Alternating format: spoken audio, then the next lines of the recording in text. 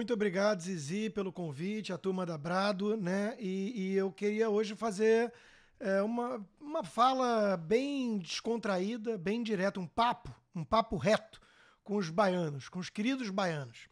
E eu queria começar da seguinte forma, Zizi. Eu estava pensando aqui, né, o que eu posso tentar levar de recado para a Bahia, que deu uma diferença muito grande a favor do Lula, né? Mais ou menos um espelho em relação a Roraima, 70-30. E a gente tem que pensar o que aconteceu em Roraima. Por que Roraima, de repente, foi o contrário, foi um espelho de alguns lugares do Nordeste que ainda tem um voto muito maciço no PT e no Lula, né? Roraima está ali pertinho da Venezuela. Roraima viu de perto, in loco, o estrago causado pelas ideias socialistas pregadas pelo PT e pela Venezuela. A Bahia, e aqui a gente tem que abrir a fala com toda sinceridade do mundo, eu não sei falar diferente e sempre eu vou ser transparente, né? O próprio povo baiano sabe que existe uma visão caricata do baiano, né? Existe uma visão preconceituosa até mesmo, e muitas vezes o sujeito chama o outro de baiano porque ele quer uma conotação pejorativa. E a gente tem que pensar assim, poxa, o que está por trás disso? E uma das coisas, quando eu estive na Bahia algumas vezes, em Salvador, já estive em Cachoeira, para uma feira literária, eu fiquei pensando, é porque o povo baiano, e eu sou do Rio, carioca da Gema, morei lá há 38 anos, temos umas coisas parecidas. O povo baiano ele é mais descontraído, ele é mais tranquilo, ele é mais, na expressão aqui dos Estados Unidos, seria easygoing, né? E aí, você criou uma imagem falsa, na minha visão, de que o baiano, portanto, não é alguém muito afeito a trabalho e quer viver de mordomia, de transferência de renda, de programas assistencialistas do Estado. Isso não acredito que seja verídico, mas é fato que a Bahia foi um destino muito pesado de assistencialismo. Isso pode ter, de alguma forma, corrompido o jogo. A Bahia tem um governo petista durante muito tempo também que acabou distribuindo essas benesses. E, para usar em português muito claro, Zizi, isso às vezes se configura o famoso voto de cabresto. É uma tentativa que o Estado faz na mão de uma quadrilha, vamos usar o português claro, de cooptar as pessoas. E eu acho que a mensagem principal que a gente tem que levar hoje para o baiano é de que o que o Bolsonaro representa, e não necessariamente só por méritos dele, né, mas por toda essa agenda, Paulo Guedes, uma visão mais liberal do Estado, é algo muito semelhante à libertação do povo. É uma alforria, é levar o recado de que o baiano não precisa achar que vai ficar dependendo sempre de benesses, de migalhas estatais. Ele tem toda a condição do mundo de pegar o seu destino, as rédeas do seu destino, com as suas próprias mãos e criar um Estado muito mais próspero, livre e que dê muito mais orgulho ao povo baiano do que ter figuras que representam os ícones da Bahia e falam em nome dos baianos, como Caetano Veloso, que cá entre nós pode ser famoso, pode ter umas músicas legais, mas fala muita bobagem, né? O que eu quero trazer aqui de mensagem é que, apesar de pandemia, apesar de guerra na Ucrânia, que a gente pode pensar, poxa, mas por que isso afeta a gente? Afeta porque são países importantes produtores de fertilizantes que impactam agronegócio, energia que sobe preço de combustível, de gasolina no posto. Apesar disso tudo, o Brasil não vai mal. Não vai mal. Nós temos a maior queda de desemprego entre os países do G20 é no Brasil. A maior queda de desemprego. Nós temos uma inflação aqui nos Estados Unidos, onde eu estou, maior pela primeira vez na história do que a inflação brasileira. Né? O recorde de inflação na Europa, 40 anos nunca tinham visto uma inflação tão alta, e o Brasil, graças ao esforço desse governo, conseguiu conter essa inflação. Nós temos Petrobras, por exemplo, né? Petrobras, já que tem petroquímica, tem investimentos aí na Bahia, nessa área, Petrobras atingiu o seu maior valor de mercado na história, mais de 500 bilhões de reais. Aí a gente pode perguntar, mas o que isso afeta a minha vida? Isso quer dizer que é recurso sobrando na mão da empresa para investir mais, investir em aumento de produção, contratar gente. Isso se compara ao quê na era do PT? Ao petrolão, ao desvio de recursos da estatal para bancar petroquímica e investimento em refinaria com Hugo Chávez. Ou então metrô lá em Caracas. Ou então Porto e Muriel em Cuba. Quer dizer, havia um desvio de finalidade e esse dinheiro estava indo embora do Brasil. Hoje, as estatais estão dando lucro, a economia está melhorando, e isso tudo, repito, apesar de uma pandemia que foi muito dura com o país. Vamos comparar, né, porque a oposição tem explorado muito isso. Os números em si não estão tão bons, não sei o quê. Vamos comparar com a Argentina ao lado. Vocês vão lembrar que, quando a gente estava na pandemia, tinha até alguns artistas aí elogiando a Argentina. Jornalistas falavam, aquilo ali sim tem um presidente que respeita a ciência. E qual é o resultado hoje da Argentina? Eu digo, mais de 100% de inflação, nível de miséria galopante. O ex-presidente Lula está prometendo picanha para todo mundo, né? Não entregou nem água para o Nordeste. Pois bem, na Argentina agora é a maior crise de escassez de carne, olha, num país que é muito conhecido por ser produtor de uma excelente carne, né? É a maior crise em um século. Então, de novo, eles estão destruindo a Argentina. E aqui eu estou falando apenas da questão econômica até agora. Mas vamos falar da questão ética. A gente realmente quer viver num país, e a Bahia quer carregar a pecha de ter dado um voto tão desproporcional assim para um ex-presidiário, para um ladrão. Vamos falar em português claro também, eu não aceito censura. Nós vamos dar a volta do ladrão à cena do crime, como diria o próprio Alckmin. Nós vamos riscar totalmente a questão ética da nossa vida em sociedade. Como é que nós vamos olhar para os nossos filhos, para os nossos netos e falar, não pode pegar isso, é errado, não é seu. E ele vai virar e falar, mas o Lula roubou e foi solto e virou presidente de novo. Quer dizer, o povo não se importou. Porque uma coisa é o TSE, o STF, esse jogo do sistema, né, meio corrompido. Outra coisa é o povo, que tem a chance de ir lá no dia 30 e falar, não, eu não aceito isso. Eu não vou compactuar com isso, porque eu tenho valores. Eu aprendi isso com meus pais, com meus avós, que o certo é certo e o errado é errado.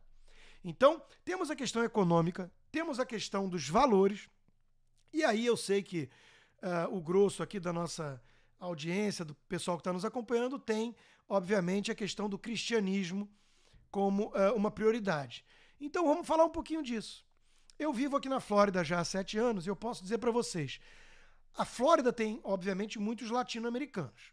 Muitos latino-americanos têm uma visão mais esquerdista, às vezes. Por quê? Porque é a nossa cultura, é até mesmo a nossa, doutrinação ideológica em sala de aula. A gente aprende desde muito cedo que o Estado é a grande locomotiva do progresso, da justiça social e por aí vai. Então nós temos isso muito enraizado na cultura latino-americana. Mas chega aqui e os latino-americanos estão votando mais em republicanos, que são os conservadores, do que em democratas, que são os progressistas de esquerda. Por quê? Eu vejo 3 grandes fatores. O primeiro deles é que muitos fugiram de países de origem que estavam sendo destruídos pela esquerda. A gente até tem uma brincadeira aqui que a gente consegue ver o fluxo, a gente consegue descobrir qual é o país que está tendo mais crise na América Latina pelo fluxo imigratório na Flórida. Agora, por exemplo, tem muito argentino vindo. Opa, não é por acaso. Já teve a leva de venezuelanos. Aqui onde eu vivo, a cidadezinha chamada Weston, o apelido virou Westonzuela, de Venezuela, porque foi uma época que todos os venezuelanos que puderam fugiram da Venezuela. Então, eles sabem o que a esquerda faz na prática no poder. Segundo aspecto é o econômico. Eles começam a entender que eles querem resultado. Eles vieram para cá para quê? Porque eles querem buscar uma vida melhor. E não é benesse do Estado. Quem veio para cá e quem conseguiu fugir, muitas vezes passando dificuldade, chegando com uma mão na frente e outra atrás, que é oportunidade de trabalho. Eu conheço aqui muita gente que deu a volta por cima, que hoje vive muito bem, uma qualidade de vida de classe média alta, né, que para o Brasil seria um padrão de rico, e veio aqui, começou limpando casa, começou trabalhando em obra, e aqui quem arregaça a manga e trabalha tem oportunidade. Então, o segundo fator é que as pessoas entenderam que um ambiente de mais capitalismo e livre mercado ajuda aqueles que não têm preguiça de arregaçar a manga e correr atrás. E que a alternativa, que é a dependência das migalhas estatais, é uma falsa ilusão. Eu vou ter um conforto, uma garantia de uma vida digna, e na prática eles não conseguem entregar aquilo que eles prometem. O baiano pode botar a mão na consciência e perguntar se o governador Rui e companhia aí tem realmente feito aquilo que prometeu. E o terceiro fator, daí eu quis falar da questão do cristianismo, é que há uma radicalização muito evidente para alguns que estão mais atentos e não tão evidente para outros que não vivem a política no dia a dia, uma radicalização da esquerda. E essa radicalização se dá principalmente, acima de tudo, na pauta de costumes. O que nós temos visto aqui nos Estados Unidos são democratas progressistas defendendo não é nem a banalização do aborto. Não é nem virar e falar assim, não, o aborto é trágico, mas eu acho que a mulher tem que ter o direito de escolher, eu acho que ela tem um dilema muito duro ali, em certas ocasiões. Não é isso não, isso é coisa do passado. Isso é coisa de 20, 30 anos atrás. Hoje, a narrativa é, eu me orgulho do dia que eu fiz o aborto. Eu só virei mulher de verdade quando eu tirei meu filho. Isso é o discurso dos democratas aqui hoje. É uma defesa do infanticídio. É uma defesa de banalização do aborto como se fosse o máximo a pessoa ir lá e matar o bebezinho dela em formação no seu ventre. Isso é, eu não consigo encontrar outra palavra. Isso é satânico. Isso é realmente algo demoníaco. Isso é jogar contra tudo aquilo que a gente aprende na tradição cristã da vida humana sagrada. Isso eu estou dando um exemplo. Tem a ideologia de gênero, tem a questão das drogas, que eles cada vez mais, em nome de uma pseudo-liberdade, que é liberticida, na verdade, eles querem cada vez mais facilitar o acesso de crianças, de adolescentes, a algo que destrói famílias. Tem a visão de que o Estado é o grande substituto dos pais, e isso vai usurpando, isso vai roubando a autoridade que os pais têm para educar seus próprios filhos. Então, são várias questões que, no cerne dessa disputa, está, e eu falo isso sem nenhum medo de errar ou de achar que eu estou sendo exagerado aqui, está uma disputa entre o bem e o mal. Está uma visão que é uma ideologia perversa, que é o socialismo, que visa a substituir o cristianismo, que quer, na verdade, colocar o Estado como esse Deus moderno. É uma religião secular, é uma religião política. E isso encontra como principal obstáculo para esse avanço dessa visão totalitária, né, o cristianismo. Porque o cristianismo está lá dizendo, todos somos iguais perante Deus. Ué, se todos somos iguais perante Deus, como é que eles vêm com essa visão sempre de dividir para conquistar? Jogando rico contra pobre, homem contra mulher, homossexual contra heterossexual, negro contra branco.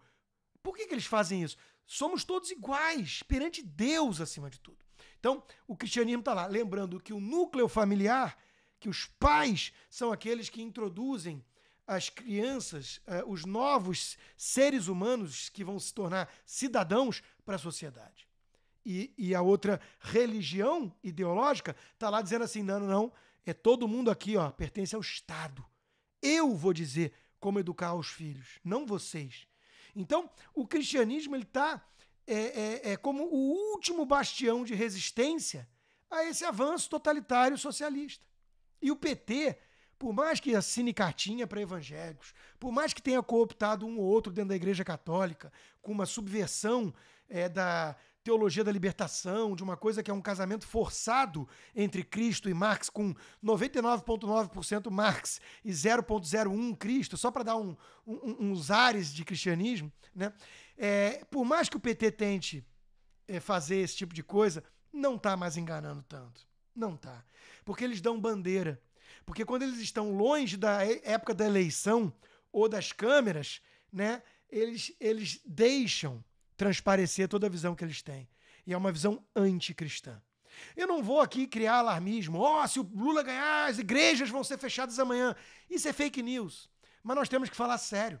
Sim, o Lula tem como grande companheiro, e ele é incapaz de criticar, o Daniel Ortega, o ditador socialista da Nicarágua. A Nicarágua persegue cristão. E o Lula defende o regime chinês, comunista. A China persegue cristãos. O Lula sempre idolatrou Fidel Castro, um assassino, acima de tudo, e sempre defendeu o regime cubano. Cuba persegue cristãos. Então eu não estou dizendo que amanhã, se o Lula ganhar, se o PT estiver de volta ao poder, as igrejas todas vão ser fechadas. O que eu estou tentando mostrar é que existe sim um objetivo incompatível com o cristianismo e que pelas beiradas eles vão comendo até o dia em que a gente acorda e perdeu as liberdades básicas, inclusive a liberdade religiosa, a liberdade de culto, que está na nossa Constituição. Nós vimos uma palhinha disso durante a pandemia. Eles querendo subtrair um direito básico nosso de estar entre aqueles que comunham dessa mesma visão num local considerado sagrado por nós. Eles tentaram nos tirar isso e tiraram. Isso é um laboratório social.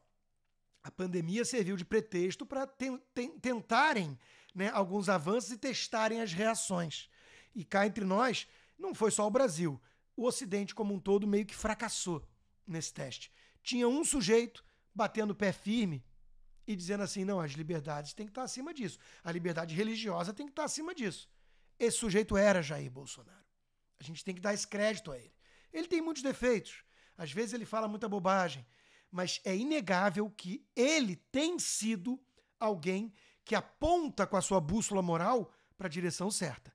Ele defende a vida como sagrada, ele defende a liberdade individual, a liberdade religiosa, ele defende os valores cristãos, e do outro lado nós temos não só a questão da corrupção, da destruição econômica, da visão do Estado como paternalista, que trata o indivíduo como um súdito e não como um cidadão livre, mas temos essas questões todas morais e religiosas, que o PT representa a antítese da mensagem cristã. Então, meus caros, a minha mensagem final é a seguinte: o baiano está a fim de se rebelar e abraçar a liberdade e deixar de ser um mascote na visão de uma esquerda caviar que lá do conforto da Vila Madalena, lá do conforto do Leblon, adora falar da Amazônia, adora falar da Bahia, acha um charme, mas de longe, eles não querem ter a vida. Sabe por quê? Porque lá no Leblon eles estão riquinhos, eles estão bem, eles não querem trocar o IDH, o Índice de Desenvolvimento Humano, deles pelo da Bahia. Então o que acontece?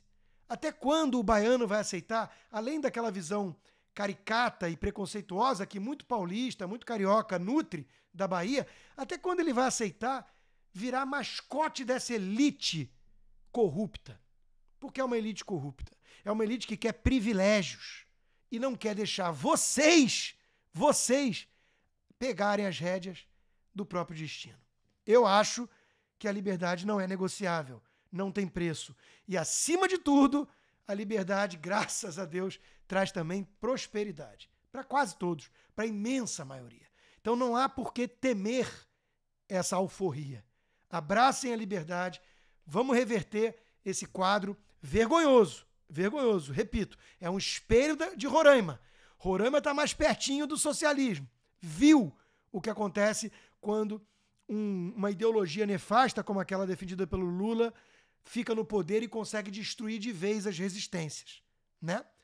Então, não dá para querer esse destino nem para a Bahia, nem para o Brasil, e cabe a vocês ajudarem a salvar o Brasil desse destino trágico. Muito obrigado a todos, fiquem com Deus e votem consciente.